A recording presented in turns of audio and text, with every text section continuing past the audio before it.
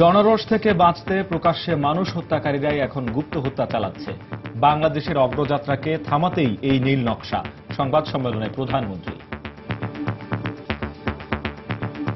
যারা প্রকাশ্য দিবালোকে পুড়িয়ে মানুষ হত্যা করতে পারে, এখন তাদের স্ট্র্যাটেজি পাল্টে নিয়ে গুপ্ত হত্যা শুরু করেছে। জঙ্গি তারা আছে, যে দলের হোক আর যাই হোক আমাদের কাছ থেকে রেহাই পাবে না, এইটুকু আশ্বাস আমি দিতে পারি। দেখছিলেন প্রধান শিরোনাম। সন্ধ্যার সময়ের সঙ্গে আছে আমি ফাহমিদা মৌটুসী এবং আমি শেখ জায়েদ। এবার অন্যান্য শীর্ষ সংবাদ। গুপ্ত হত্যার ঘটনায় বিরোধী দলগুলোর ওপর দোষ চাপিয়ে জঙ্গিবাদকে প্রশ্রয় দিচ্ছে সরকার, মন্তব্য মির্জা ফখরুলের। ঝিনাইদহে একের পর এক সাম্প্রদায়িক হত্যাকাণ্ডে আতঙ্কিত এলাকাবাসী, জঙ্গি সম্পৃক্ততা মানতে নারাজ পুলিশ। চট্টগ্রামে পুলিশ কর্মকর্তার স্ত্রী হত্যাকাণ্ডে শিবিরের সাবেক নেতা আটক। হত্যাকাণ্ডের আগে মৃত্যুর মোবাইল ফোনে কোনো খুদে বার্তা আসার প্রমাণ পায়নি পুলিশ। বগুড়ায় শিয়া মসজিদে হামলার ঘটনার আসামি কাউসার শিবগঞ্জে গুলিতে নিহত। যশোরের ডাকাত সন্দেহে গুলিতে আরেকজনের মৃত্যু, পুলিশ বলছে বন্দুকযুদ্ধ। এবং রাজধানীতে ফুট ওভারব্রিজ থাকলেও ব্যবহারে উৎসাহী নন নগরবাসী, বাড়ছে যানজট, ঘটছে দুর্ঘটনা। আইন প্রয়োগে আরো কঠোর হওয়ার তাগিদ বিশেষজ্ঞদের।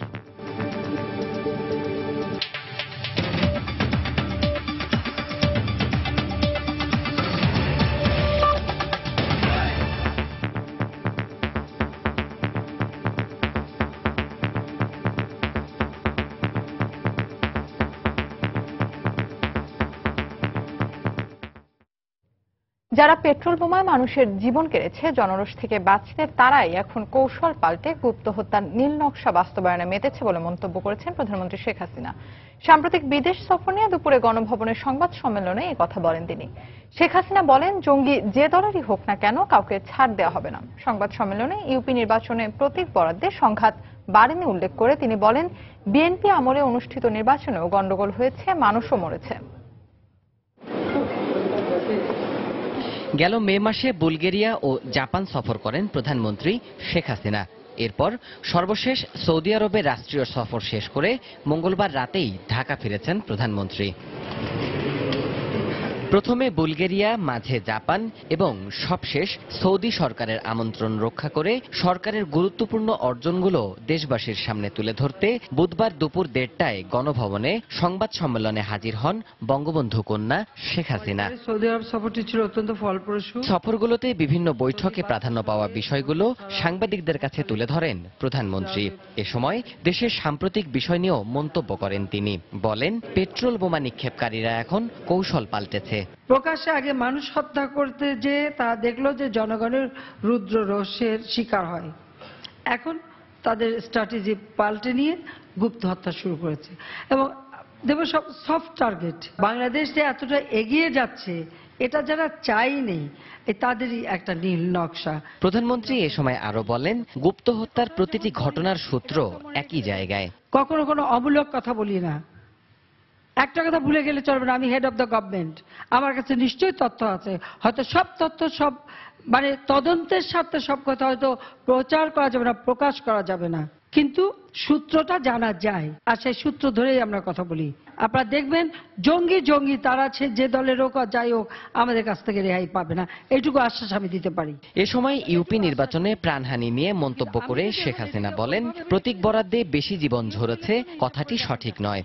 2003 সালে ইউপি ইলেকশন হিসাবটা বের করেন, সেখানে কি খুব শান্তিপূর্ণ ইলেকশন হয়েছিল? হয়নি। যে ঘটনা হয়েছে এটা আমাদের কাছে গ্রহণযোগ্য না, অনভিপ্রেত। অবশ্যই আগামীতে ইলেকশন যাতে এভাবে গন্ডগোল না হয় আমরা তার জন্য যথাযথ ব্যবস্থা নেব। আমরা প্রতীক দিয়েছি বলে গন্ডগোল হয়েছে সেটা যারা মানে প্রমাণ করতে চায়, আমি তাদের সাথে মোটেই একমত না। বরং প্রতীক দেওয়াতে গণতন্ত্র চর্চার একটা সুযোগ হয়েছে। এছাড়াও কোনো মতেই দেশে জঙ্গিবাদ ঠাঁই পাবে না উল্লেখ করে শেখ হাসিনা দৃঢ় কণ্ঠে বলেন, র্যাঙ্কিং বা পুরস্কার তাকে কখনোই টানে না। আমি কোনো র্যাঙ্কিং নিয়ে জীবনেও চিন্তা করি না, চিন্তা করবো না। কাজে ওই কি পেলাম না পেলাম ও নিয়ে আমার কোনো মাথা ব্যথা নেই। দেবাশিস রায়, সময় সংবাদ, ঢাকা। দেশে যে গুপ্ত হত্যা চলছে তার দায় বিরোধী দলের ওপর চাপিয়ে দিয়ে সরকার জঙ্গিবাদকে প্রশ্রয় দিচ্ছে বলে মন্তব্য করেছেন বিএনপির মহাসচিব মির্জা ফখরুল ইসলাম আলমগীর। দুপুরে গুলশানে বিএনপি চেয়ারপারসনের কার্যালয়ে সাংবাদিকদের এক প্রশ্নের জবাবে এই কথা বলেন তিনি। 2016-17 অর্থ বছরে প্রস্তাবিত বাজেট নিয়ে আয়োজিত সংবাদ সম্মেলনে তিনি বলেন, বাজেটে সাধারণ মানুষের ওপর করের বোঝা চাপিয়ে দেওয়া হয়েছে। দেশে এখন যে সংকট সৃষ্টি হয়েছে, বিশেষ করে আপনি কিছুদিন ধরে যে আপনার গুপ্ত হত্যা, প্রায় সকল ধরনের ব্যক্তিদেরকে কিন্তু আক্রমণ করা হচ্ছে এবং তাদের হত্যা করা হচ্ছে। তারা কিন্তু প্রকৃত সত্যটাকে উদ্ঘাটন করবার জন্য কোনোই কার্যকরী পদক্ষেপ গ্রহণ করছে না, শুধুমাত্র বিরোধী দলকে দোষারোপ করে তারা কথা বলছেন।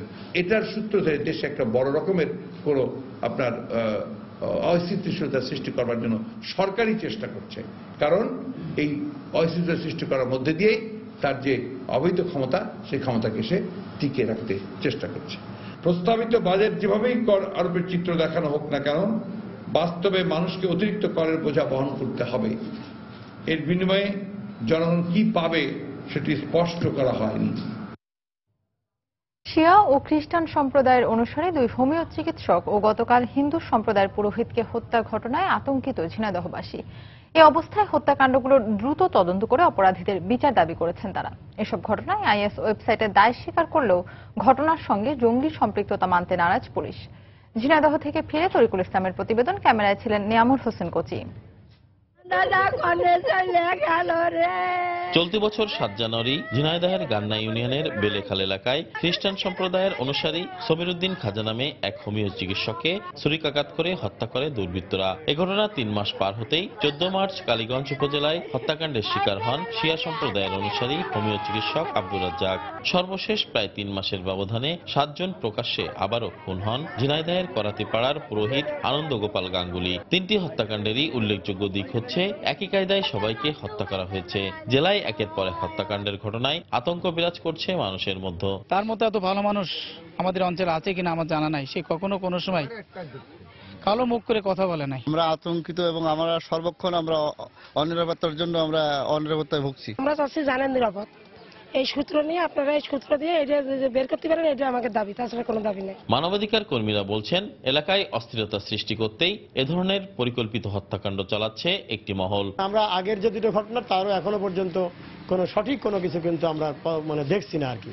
তো এটার সঠিক তদন্ত হয়ে একটা বিচার হওয়া উচিত এবং যে কোনো, আমি বলবো যে কোনো ধর্মেই হোক না কেন, ইসলামে তো নয়, আমি বলবো কোনো ধর্মই এটা সমর্থন করে না। এদিকে এসব হত্যাকাণ্ডের তদন্তের অগ্রগতি না হলেও জেলার অন্যতম শীর্ষ পুলিশ কর্মকর্তা জঙ্গিদের সম্পৃক্ততা আছে কিনা সে ব্যাপারে সন্দিহান। পূর্বের মামলা দুটির ক্লু উদ্ধার হয়েছে এবং মামলা দুটি তদন্তের পর্যায়ে রয়েছে এবং আজকের মামলাটিও আমরা আশা করছি খুব শীঘ্রই এর ক্লু উদ্ঘাটিত হবে এবং আসামিরা গ্রেফতার হবে। আইএস বা জঙ্গির অস্তিত্ব এই অঞ্চলে নেই বলে আমি দাবি করছি। জঙ্গিদের কোনো সম্পৃক্ততা আমরা এই পর্যন্ত পাই নাই। 3টি হত্যাকাণ্ডের পরই আন্তর্জাতিক জঙ্গি সংগঠন আইএস দায় স্বীকার করে ওয়েবসাইটে বিবৃতি দিয়েছে। তরিকুল ইসলাম, সময় সংবাদ, ঝিনাইদহ। ঝিনাইদহে দুর্বৃত্তের হামলায় নিহত পুরোহিত আনন্দ গোপাল গাঙ্গুলির পরিবারের সঙ্গে দেখা করে সমবেদনা জানিয়েছেন ভারতীয় হাইকমিশনের 2 কর্মকর্তা। সকালে ঢাকা থেকে হেলিকপ্টার যোগে যশোর বিমানবন্দরে পৌঁছান ভারতীয় দূতাবাসের ফার্স্ট সেক্রেটারি রাজেশ উখাই ও রমাকান্ত গুপ্তা। পরে সড়ক পথে ঝিনাইদহের করাতিপাড়া গিয়ে হত্যাকাণ্ডস্থল পরিদর্শন করেন তারা। পরিদর্শন শেষে পুরোহিত আনন্দ গোপাল গাঙ্গুলির পরিবারের সঙ্গে দেখা করে তাদেরকে সমবেদনা জানান। জেলার পুলিশ সুপার সহ বাংলাদেশ হিন্দু বৌদ্ধ খ্রিস্টান ঐক্য পরিষদের কেন্দ্রীয় ও স্থানীয় নেতারা সেখানে উপস্থিত ছিলেন। তবে এই বিষয়ে ক্যামেরার সামনে কথা বলতে রাজি হননি তারা। চট্টগ্রামে পুলিশ কর্মকর্তা বাবুল আক্তারের স্ত্রী মাহমুদা খাতুন মৃত্যু হত্যার ঘটনায় আবু নসর হুন্নু নামে সাবেক এক শিবিরের নেতাকে আটক করেছে পুলিশ। সকালে হাটহাজারী উপজেলার শহর থেকে তাকে আটক করা হয়। পুলিশের দাবি, হত্যাকাণ্ডের সময় হুন্নু নগরীর জিসি মোড়ে অবস্থান করছিল। মোবাইল ট্র্যাকিং এর মাধ্যমে তার অবস্থান সম্পর্কে জানতে পারে পুলিশ। এদিকে পরিবারের পক্ষ থেকে হত্যার আগে মৃত্যুর ফোনে SMS আসার দাবি করলেও এ বিষয়ে তথ্য পায়নি পুলিশ। বিস্তারিত জানাচ্ছেন কমল দেব। মাহমুদা খাতুন মৃত্যু হত্যার পুরো চিত্রই এখন পুলিশের হাতে। রবিবার ভোর 6:32 গুলি এবং ছুরিকাঘাত করে মৃত্যুকে হত্যা করা হলো। হত্যাকারীরা আশেপাশে অবস্থান নিয়েছিলেন অন্তত আধ ঘন্টা আগেই। প্রিমিয়ার বিশ্ববিদ্যালয়ের পাশ থেকে ছুটে যাওয়া হত্যাকারী যুবক 5:49 পায়ে হেঁটে প্রবর্তক মোড় অতিক্রম করে সেখানে অবস্থান নিয়েছিলেন বলে তথ্য প্রমাণ পেয়েছে পুলিশ। নানা তথ্যপত্র পর্যালোচনা করে এই ঘটনায় হাটাজারি থেকে আটক করা হয়েছে শিবিরের সাবেক এক নেতাকে। হত্যাকাণ্ডের সময় শিবিরের এই নেতা জিসি মোড়ে ছিলেন বলে মোবাইল কল লিস্টে তথ্য পেয়েছে পুলিশ। আবু নসর গুন্নু তাকে আপাতত আমরা এই মামলায় আমরা গ্রেফতার করেছি। শিবিরের রাজনীতির সাথে সম্পৃক্ত ছিল এবং তার বিরুদ্ধে বিভিন্ন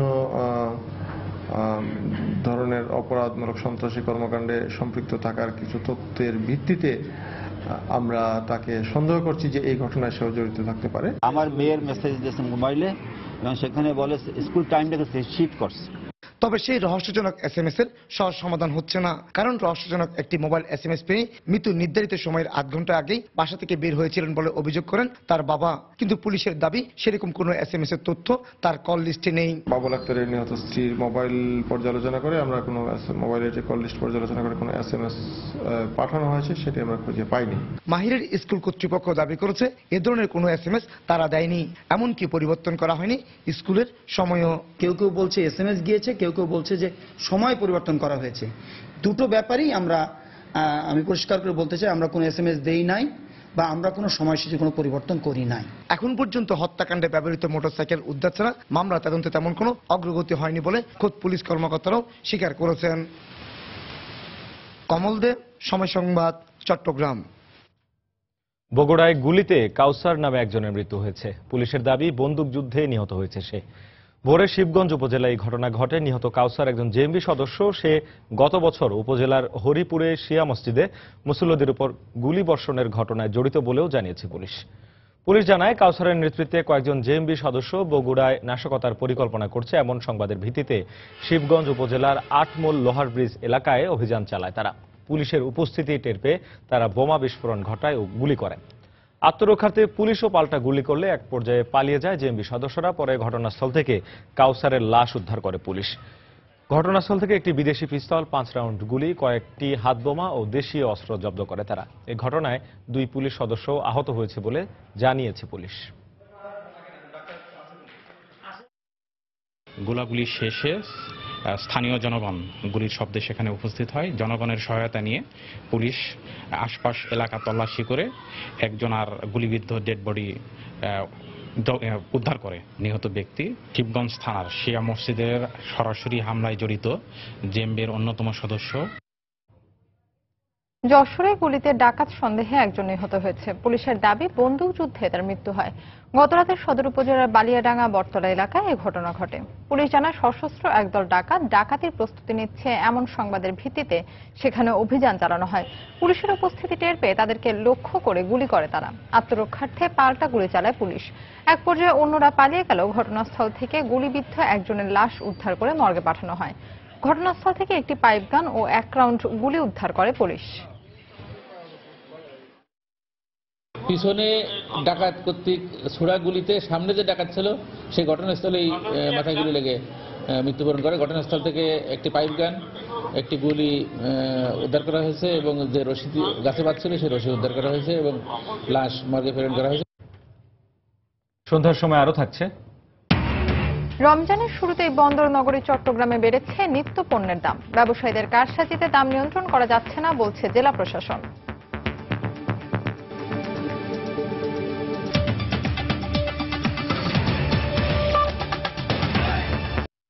অনুরোধ থেকে শুরু করে জরিমানা, শাস্তি, নগরবাসীকে নিয়ম মেনে রাস্তা পারাপারের জন্য এর সবই করেছে সংশ্লিষ্ট কর্তৃপক্ষ। কিন্তু কোনো কিছুতেই কাজ হচ্ছে না। ফুটওভার ব্রিজ থাকলেও ব্যস্ত রাস্তা দিয়েই জীবনের ঝুঁকি নিয়ে চলাচল করছে মানুষ। এতে যানজট বাড়ছে আর দুর্ঘটনায় দীর্ঘ হচ্ছে মৃত্যুর মিছিল।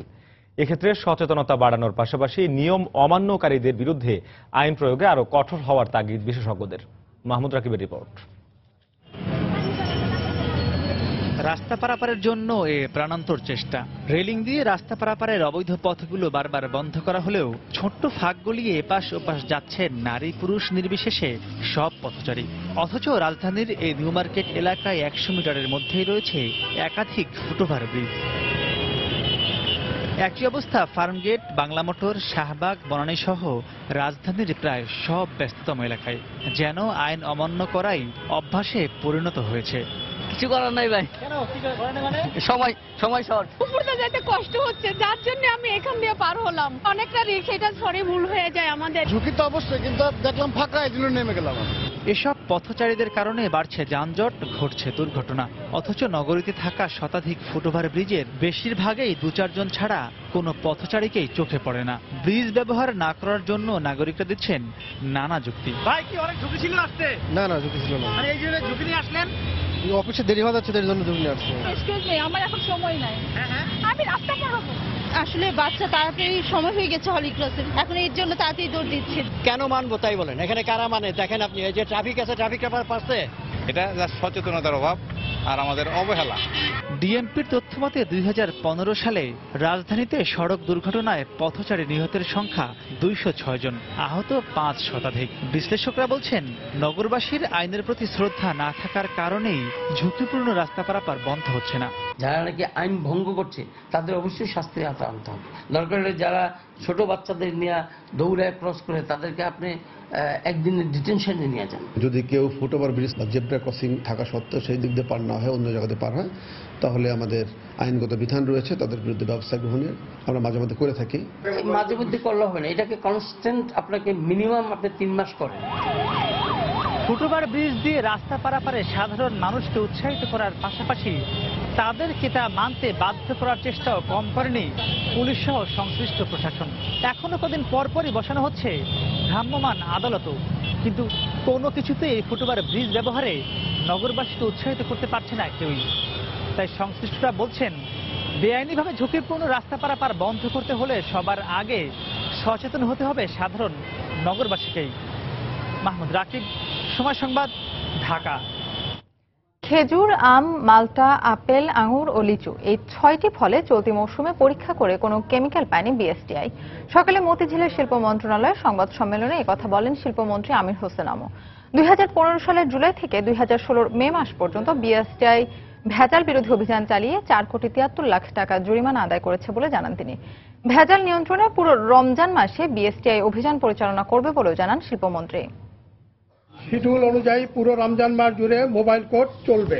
ইফতার ও সেহরিতে অধিক পরিমাণে ব্যবহৃত 183টি পণ্যের নমুনা সংগ্রহ করে বিএসটিআই ল্যাবে পরীক্ষার জন্য প্রেরণ করা হয়েছে।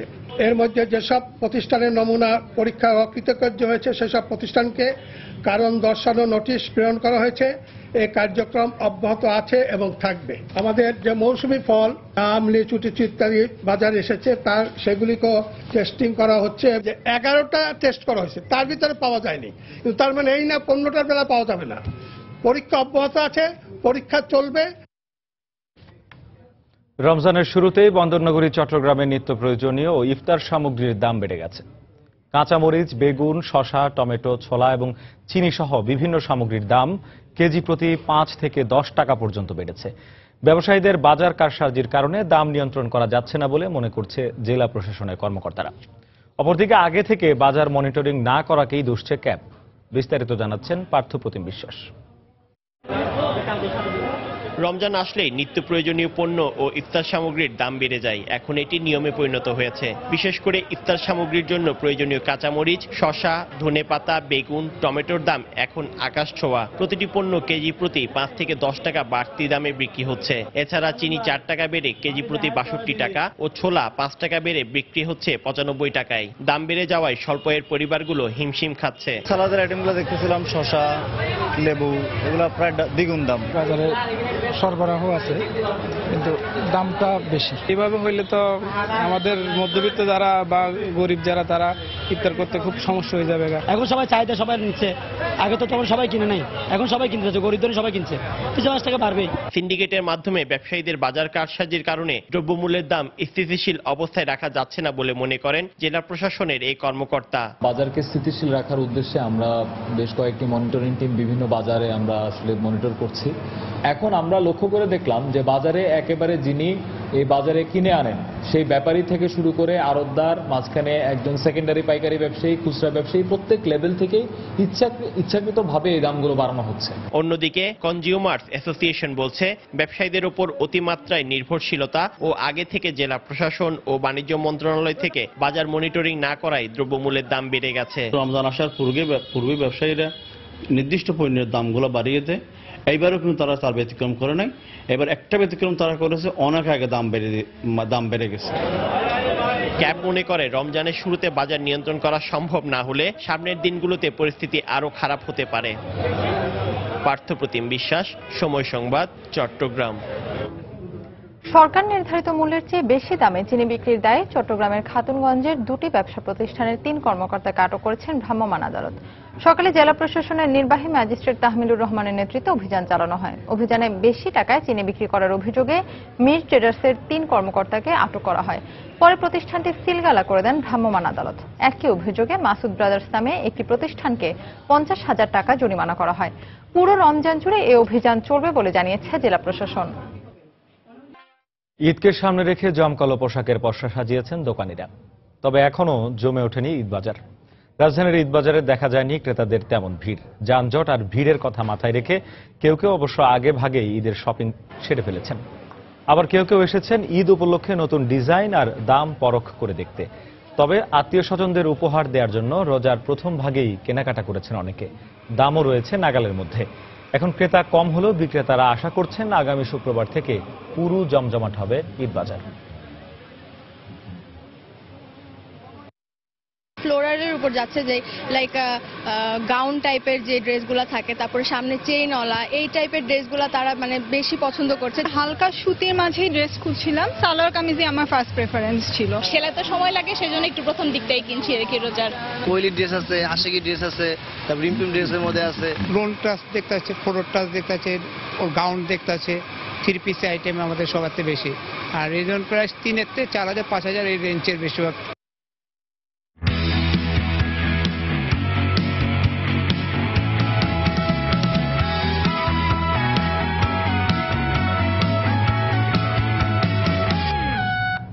ঢাকা প্রিমিয়ার লিগের খবর চলছে। ডিপিএল এর শেষ রাউন্ড। মাঠের খেলায় লড়াই জমে উঠলেও মাঠের বাইরে এই আসরকে ঘিরে গড়ে উঠেছে কিছু বিতর্ক।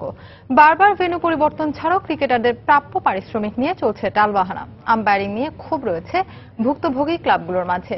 তবে লিখিত অভিযোগ না পাওয়ায় ব্যবস্থা নেওয়া সম্ভব হচ্ছে না বলে জানিয়েছেন সিসিডিএম সমন্বয়ক আমিন খান। ক্লাবদের যে প্লেয়ারদের যে পেমেন্টের ব্যাপারটা আছে, সেটা যদি প্লেয়াররা ডিরেক্ট যদি কমপ্লেইন না করে আমাদের কাছে, আমরা তো সেটা জানতে পারছি না। আমরা অলিখিতভাবে বা মৌখিকভাবে অনেকে বলছে যে সেটা আমাদের কাছে আসতে হবে। আমাদের কাছে চিঠি আসলে, আমাদের কাছে যদি লিখিত কেউ কমপ্লেইন করে, আমরা অবশ্যই ব্যাপারে দেখব। আমাদের মাঠ তিনটাই স্ট্যান্ডার্ড মাঠ এবং 3টা সমানভাবে সব টিমই খেলছে, সুতরাং এখানে কারো বিতর্ক থাকার কোনো কথা না। এখন পর্যন্ত আপনার আম্পায়ারিং নিয়ে যে কথাটা বলছেন, এখন পর্যন্ত আমাদের কোনো টিম এই পর্যন্ত আমাদের কোনো মানে লিখিত কোনো অভিযোগ এখনো দেয়নি যে আম্পায়ার নিয়ে তাদের কোনো অভিযোগ আছে। যদি দেয় সেক্ষেত্রে আমরা সেভাবে দেখবো। এটা গাজীপুরের সাবেক আওয়ামী লীগ নেতা আহসানুল্লাহ মাস্টার হত্যা মামলায় 22 জনকে মৃত্যুদণ্ড এবং 6 জনকে যাবজ্জীবন কারাদণ্ডের রায়ের বিরুদ্ধে আসামিদের করা আপিল ও ডেথ রেফারেন্স শুনানি শেষ হয়েছে। আগামী 15 জুন এ বিষয়ে রায়ের দিন ধার্য করেছেন হাইকোর্ট। বিচারপতি ওবায়দুল হাসান ও বিচারপতি কৃষ্ণা দেবনাথের সমন্বয়ে গঠিত হাইকোর্টের দ্বৈত বেঞ্চ রায়ের এদিন ধার্য করেন। 2004 সালে বিএনপি জামায়াত জোট সরকারের আমলে টঙ্গীতে এক সমাবেশে প্রকাশ্যে গুলি করে হত্যা করা হয় আহসানুল্লাহ মাস্টারকে। ঘটনার পরদিন নিহতের বড় ভাই মতিউর রহমান 17 জনের বিরুদ্ধে মামলা করেন। 2005 সালের 16 এপ্রিল বিএনপি নেতা নুরুল ইসলাম সরকার সহ 22 জনকে মৃত্যুদণ্ড এবং 6 জনকে যাবজ্জীবন কারাদণ্ড দেন দ্রুত বিচার ট্রাইব্যুনাল। দণ্ডিতদের মধ্যে মারা গেছেন 2 জন, পলাতক 9 জন আর কারাগারে আছেন 17 আসামি। রাষ্ট্রদ্রোহ মামলায় বিএনপির যুগ্ম মহাসচিব আসলাম চৌধুরীকে 3য় দফায় 5 দিনের রিমান্ডে দিয়েছেন আদালত। সকালে ঢাকা মহানগর হাকিম মাহমুদুল হাসান রিমান্ড মঞ্জুর করেন। এর আগে মামলার তদন্তকারী কর্মকর্তা ডিবি পুলিশের পরিদর্শক ফজলুল হক তাকে 7 দিনের রিমান্ডে দেওয়ার আবেদন করেন। গত 1 জুন রাষ্ট্রদ্রোহ মামলায় বিএনপির যুগ্ম মহাসচিব আসলাম চৌধুরীকে 7 দিনের রিমান্ডে নেওয়া হয়েছিল। ইসরায়েলের গোয়েন্দা সংস্থা মোসাদের প্রতিনিধির সঙ্গে বৈঠক এবং দেশ বিরোধী ষড়যন্ত্রের অভিযোগে গত 15 মে আসলাম চৌধুরীকে গ্রেপ্তার করে পুলিশ। 16 মে তাকে প্রথম দফায় 7 দিনের রিমান্ড মঞ্জুর করেন আদালত। গত 26 মে গুলশান থানায় আসলাম চৌধুরীর বিরুদ্ধে রাষ্ট্রদ্রোহের এই মামলা করে পুলিশ। ইসরায়েলের নাগরিক বা ভারতের নাগরিকের সাথে তার কি কথাবার্তা হয়েছে এই ধরনের কোনো তথ্য ইন্ডিয়া থেকে এই মামলা তদন্তকারী অফিসার কালেকশন করেনি। বিএনপিকে কোণঠাসা করে রাখার জন্য, বিশ্ববাসীর কাছে বিএনপিকে যে ভিন্ন পথে তুলে ধরার জন্য এটা অপকৌশল বলে আমরা মনে করি। বাংলাদেশের যে নাগরিক শিপন বসু, তাকে হাসান চৌধুরী 1 লক্ষ টাকা প্রদান করেছে। ইতিমধ্যে সে রিমান্ডে গিয়েছে এবং সেখানে এই কথাগুলি বলেছে এবং জানা গেছে। সব ঘটনার সাথে আরও কারা কারা জড়িত আছে সেটা উদ্ঘাটন হওয়া প্রয়োজন। কারণ রিমান্ডে যে গেছে, রিমান্ডে জিজ্ঞাসাবাদ করা হচ্ছে, সেটা সাফিসিয়েন্ট হয়নি। এই জন্য পুলিশ ফার্দার 7 দিনের রিমান্ড চেয়েছে। সন্ধ্যার সময় আরো থাকছে। হিলারির প্রাইমারিতে প্রেসিডেন্ট প্রার্থিতা নিশ্চিত হওয়া যুক্তরাষ্ট্রের নারীদের জন্য মাইলফলক। আরো 6টি অঙ্গরাজ্যে জয়।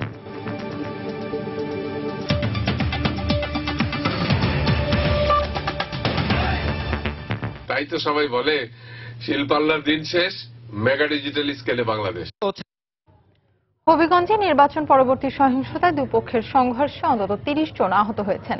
ঝিনাইদহে একই ধরনের ঘটনায় দুপক্ষের সংঘর্ষে 6 জন আহত হয়েছেন। সকালে হবিগঞ্জের সদর উপজেলার গোপায়া ইউনিয়নের আওয়ামী লীগের বিদ্রোহী বিজয়ী প্রার্থীর এক সমর্থকের সঙ্গে আওয়ামী লীগের পরাজিত প্রার্থীর এক সমর্থকের কথা কাটাকাটি হয়। এক পর্যায়ে উভয় পক্ষ দেশীয় অস্ত্রশস্ত্র নিয়ে সংঘর্ষে জড়িয়ে পড়ে। এতে আহত হন অন্তত 30 জন। ধাওয়া পাল্টা ধাওয়ার এক পর্যায়ে 20টি দোকান ভাঙচুর করা হয়। ঝিনাইদহের শৈলকুপা উপজেলার দুধসর ইউনিয়নে নির্বাচন পরবর্তী সংঘর্ষে আহত হয়েছেন আরও 6 জন।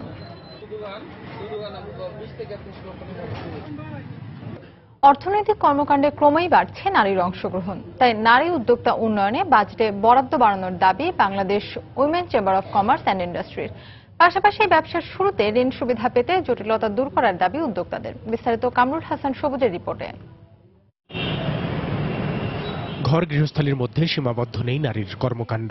বাংলাদেশে 34.1% নারী যুক্ত রয়েছেন অর্থনৈতিক কর্মকাণ্ডে, যারা অবদান রাখছেন জিডিপি প্রবৃদ্ধি অর্জনে। 2016-17 অর্থমন্ত্রী গেল বৃহস্পতিবার প্রস্তাবিত বাজেটেও উল্লেখ করেন, আগামী 5 বছরের মধ্যে অর্থনৈতিক কর্মকাণ্ডে নারীর অংশগ্রহণ 10% বাড়লে জিডিপি প্রবৃদ্ধি বাড়বে 1%। তাই নেওয়া হচ্ছে বিভিন্ন কর্মপরিকল্পনা। চ্যালেঞ্জ ফান্ড গঠন, এই উদ্যোগের জন্য চলতি অর্থ বছরে 100 কোটি টাকার প্রতীক বরাদ্দ রাখছি।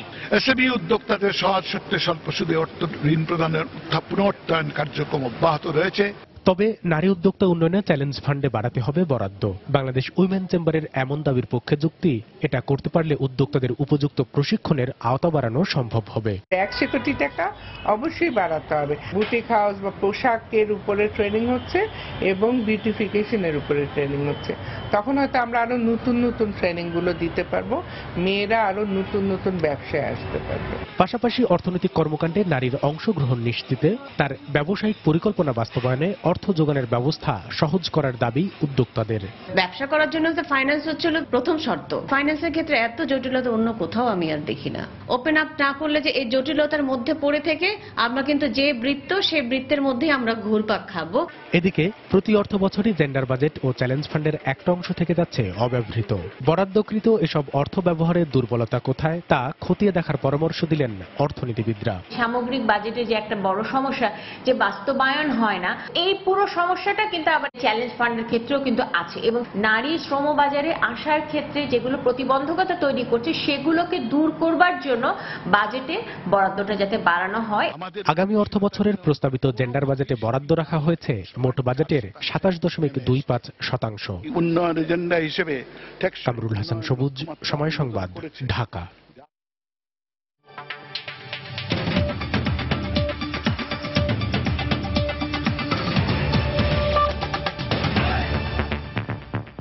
মার্কিন প্রেসিডেন্ট নির্বাচনের মনোনয়ন লড়াইয়ে মঙ্গলবার 6টি অঙ্গরাজ্যের মধ্যে 3টিতে জয় তুলে নিয়েছেন ডেমোক্র্যাট দলের মনোনয়ন প্রত্যাশী হিলারি ক্লিন্টন।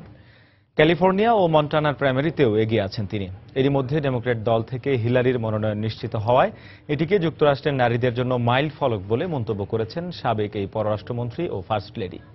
তবে নর্থ ডাকোটার ককাসে জিতেছেন দলের অপর মনোনয়ন প্রত্যাশী বার্নি স্যান্ডার্স।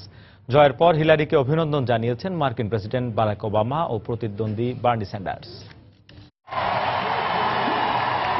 মনোনয়ন লড়াইয়ে বেশ কয়েকবার হিলারির কর্মী সমর্থকদের জন্য আনন্দের এমন উপলক্ষ এলেও এবার যেন তা পূর্ণতা পেল। নিউ ইয়র্কের ব্রুকলিনে স্থানীয় সময় মঙ্গলবার সন্ধ্যায় হিলারিকে শুভেচ্ছা জানাতে জড়ো হয়েছিলেন তার সমর্থকেরা। হিলারি আমাদের দেশের সবচেয়ে যোগ্য ও অভিজ্ঞ প্রেসিডেন্ট পদপ্রার্থী। তাকে অভিনন্দন জানাতে এসেছি আমি। তাকে যুক্তরাষ্ট্রের প্রথম নারী প্রেসিডেন্ট হিসেবে দেখতে চাই। হিলারিও স্বামী বিল ক্লিন্টনকে সঙ্গে নিয়ে সমর্থকদের অভিনন্দনের জবাব দেন। এই জয়কে যুক্তরাষ্ট্রের রাজনীতিতে নারীদের জন্য মাইলফলক হিসেবে উল্লেখ করেন সাবেক ফার্স্ট লেডি।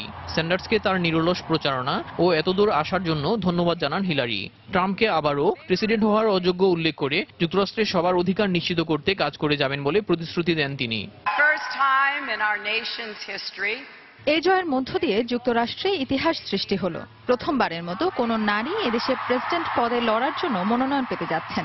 আপনারা যারা আমার সমর্থনে প্রতিবেশী ও বন্ধুদের মাঝে প্রচারণা চালিয়েছেন তাদের অভিনন্দন। এ কৃতিত্ব সবার।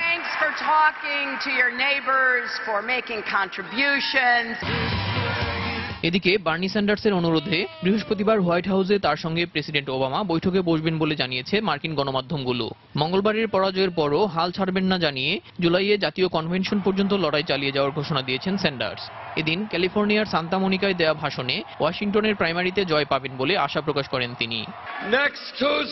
আগামী মঙ্গলবার শেষ প্রাইমারিতে জয় পেতে আমাদের কঠোর পরিশ্রম করতে হবে। সামাজিক, অর্থনৈতিক ও জাতিগত ন্যায় বিচার নিশ্চিত করতে ফিলাডেলফিয়ার কনভেনশন পর্যন্ত আমাদের লড়াই চালিয়ে যেতে হবে।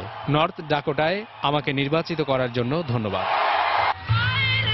এদিন 6টি অঙ্গরাজ্যে ডেমোক্রেটদের প্রার্থী বাছাই হলেও রিপাবলিকানদের প্রাইমারি হয় নর্থ ড্যাকোটা ছাড়া বাকি 5টি অঙ্গরাজ্যে। ক্যালিফোর্নিয়ায় এগিয়ে থাকার পাশাপাশি বাকি সবগুলোতেই জয় পেয়েছেন ডোনাল্ড ট্রাম্প। এরই মধ্যে মনোনয়ন নিশ্চিত করা ট্রাম্পের জন্য মঙ্গলবারের নির্বাচন ছিল শুধুই আনুষ্ঠানিকতা। সন্ধ্যায় নিউ ইয়র্কে সমর্থকদের উদ্দেশ্যে দেওয়া ভাষণে তার প্রতি অব্যাহত সমর্থনের জন্য সবাইকে ধন্যবাদ জানান ট্রাম্প। আগামী 8 নভেম্বরের চূড়ান্ত নির্বাচনে হিলারিকে পরাজিত করতে পারবেন বলেও এই সময় আশা প্রকাশ করেন এই ধনাঢ্য ব্যবসায়ী। মঙ্গলবারের মনোনয়ন বাছাইয়ে 6টি অঙ্গরাজ্যে ডেমোক্রেট দলের 2 প্রার্থীর পক্ষে 694 ডেলিগেটের সমর্থন নিশ্চিত হয়। আগামী 14 জুন ওয়াশিংটন ডিসিতে ডেমোক্রেটদের প্রাইমারির মধ্য দিয়ে এবারের প্রেসিডেন্ট নির্বাচনের মনোনয়ন লড়াইয়ের সমাপ্তি ঘটবে। এরপর 18 থেকে 21 জুলাই ওহাইওর ক্লিভল্যান্ডে রিপাবলিকান দলের ও 25 থেকে 28 জুলাই পেনসিলভেনিয়ার ফিলাডেলফিয়ায় ডেমোক্রেট দলের জাতীয় সম্মেলনে আনুষ্ঠানিকভাবে 2 দলের মনোনীত প্রেসিডেন্ট পদপ্রার্থীর নাম ঘোষণা করা হবে। দেলোয়ার হোসেন, সময় সংবাদ।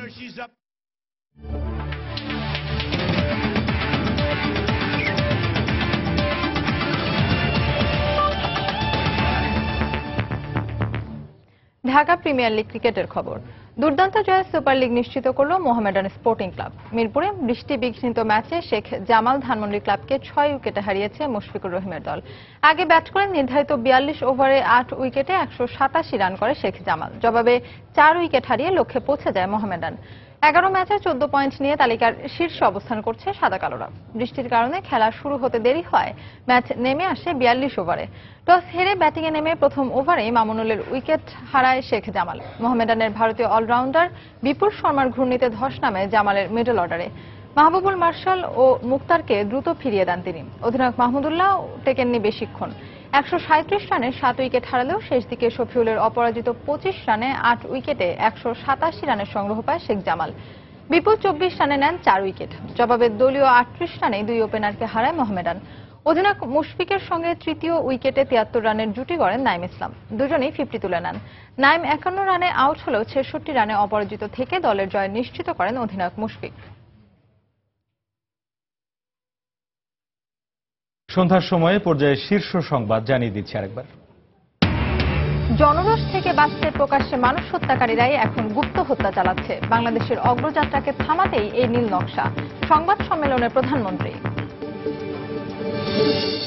গুপ্ত হত্যার ঘটনায় বিরোধী দলগুলোর উপর দোষ চাপিয়ে জঙ্গিবাদকে প্রশ্রয় দিচ্ছে সরকার, মন্তব্য মির্জা ফখরুলের। ঝিনাইদহে একের পর এক সাম্প্রদায়িক হত্যাকাণ্ডে আতঙ্কিত এলাকাবাসী। জঙ্গি সম্পৃক্ততা মানতে নারাজ পুলিশ। চট্টগ্রামে পুলিশ কর্মকর্তার স্ত্রী হত্যাকাণ্ডে শিবিরের সাবেক নেতা আটক। হত্যাকাণ্ডের আগে মৃত্যুর মোবাইল ফোনে কোনো খুদে বার্তা আসার প্রমাণ পায়নি পুলিশ। এবং রাজধানীতে ফুটওভার ব্রিজ থাকলেও ব্যবহারে উৎসাহী নন নগরবাসী। বাড়ছে যানজট, ঘটছে দুর্ঘটনা। আইন প্রয়োগে আরো কঠোর হওয়ার তাগিদ বিশেষজ্ঞদের। এই ছিল সন্ধ্যার সময়। যে কোনো খবর পেতে ভিজিট করুন সময় নিউজ.টিভি। সঙ্গে থাকুন সময়।